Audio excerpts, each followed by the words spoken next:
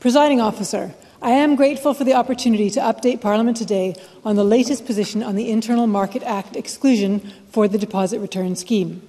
I am doing so at the earliest opportunity, having received a letter from the UK Government late on Friday evening, after almost 2 years of discussion.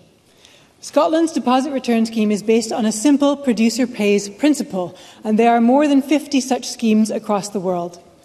Scotland might be following behind many other countries, but we are well ahead of the rest of the UK. And because we are ahead, we have been seeking an exemption from the Internal Market Act, an act which the UK government imposed on devolved nations after Brexit. I had expected to be here today letting Parliament know that the UK government had done the right thing and granted a full exclusion to the Internal Market Act for Scotland's scheme. This is because waste and recycling are fully devolved policy matters, and this Parliament legislated for the scheme in May 2020. The environmental and economic benefits of the scheme have never been in question. It will reduce littering by a third and increase recycling rates of single-use drinks containers towards 90%.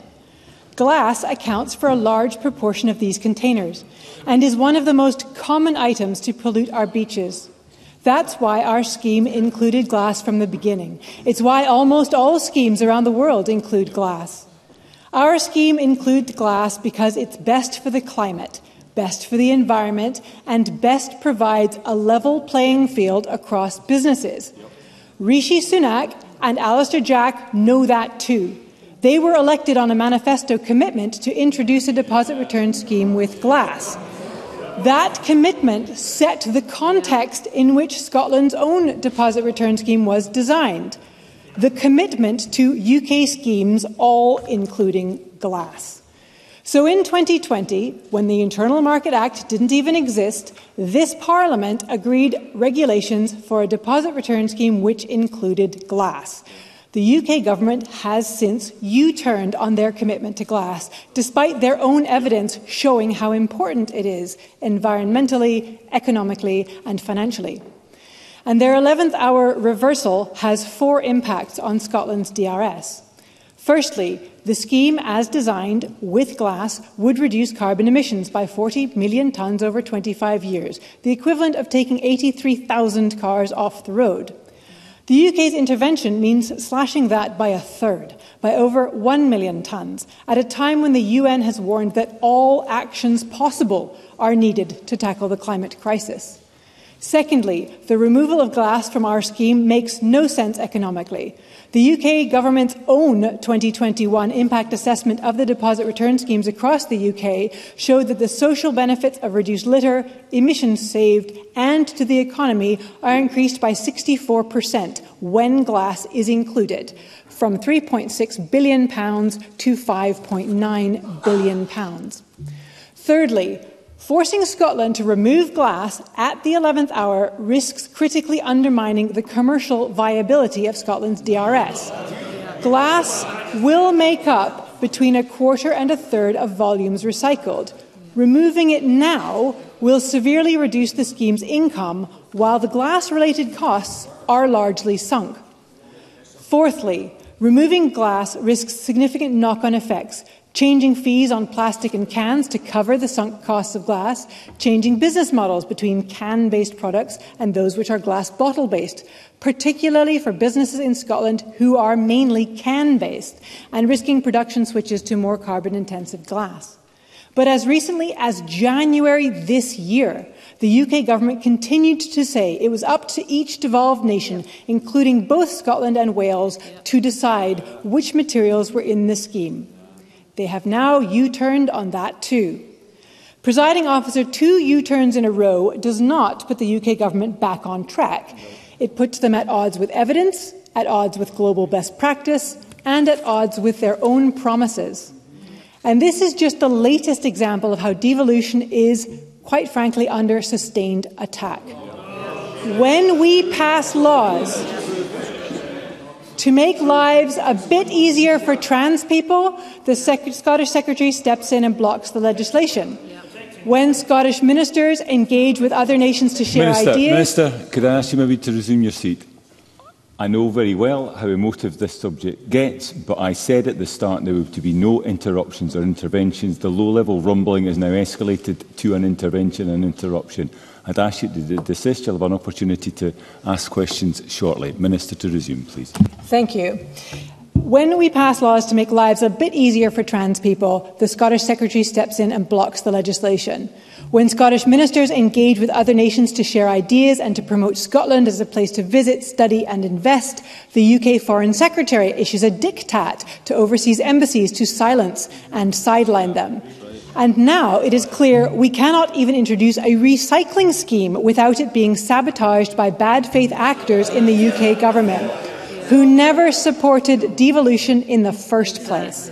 Absolutely.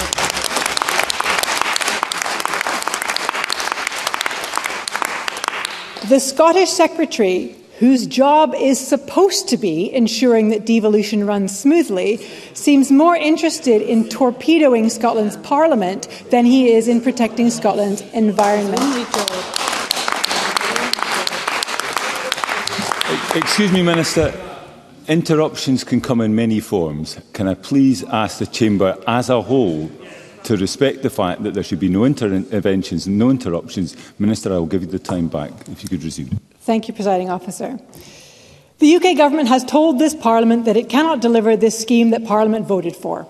We can only echo a more limited scheme for England that the UK Parliament has not even voted for yet. The UK scheme has currently got no agreed legislation, no scheme administrator, no contracts, no credible timescale, and no glass.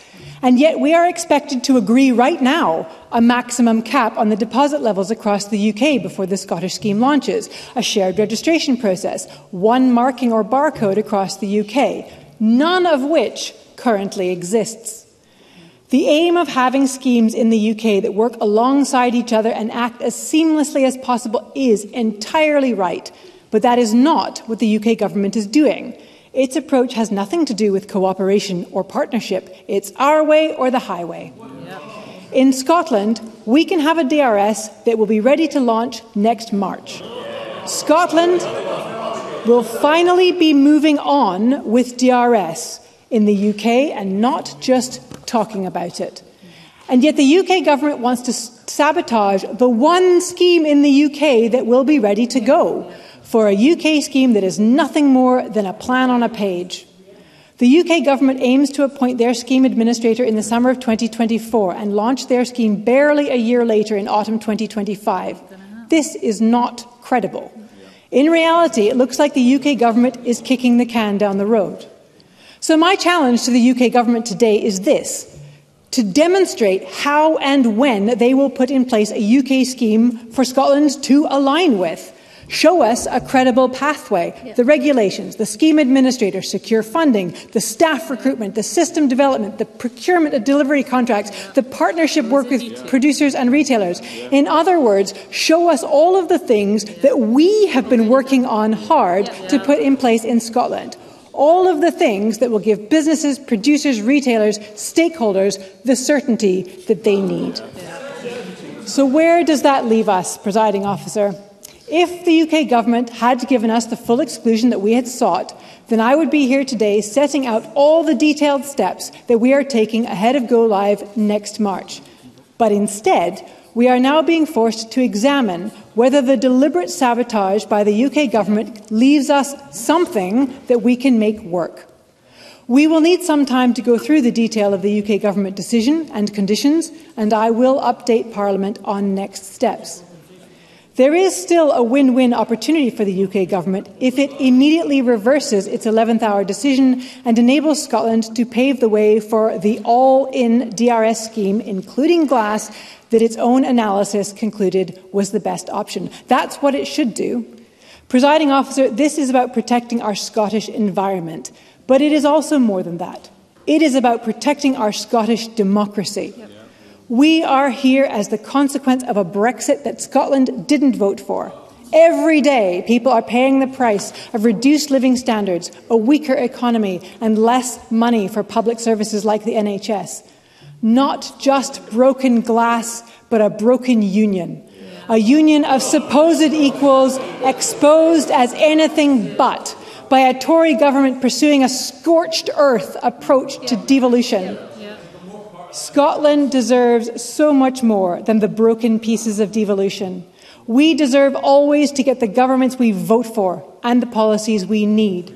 We should not have to put up with Westminster interfering with our Parliament and sabotaging important policies to suit their agenda. I look forward to a different future where we can have all the powers we need right here in this Parliament to deliver for the people of Scotland, to protect the environment and to build a stronger, fairer economy.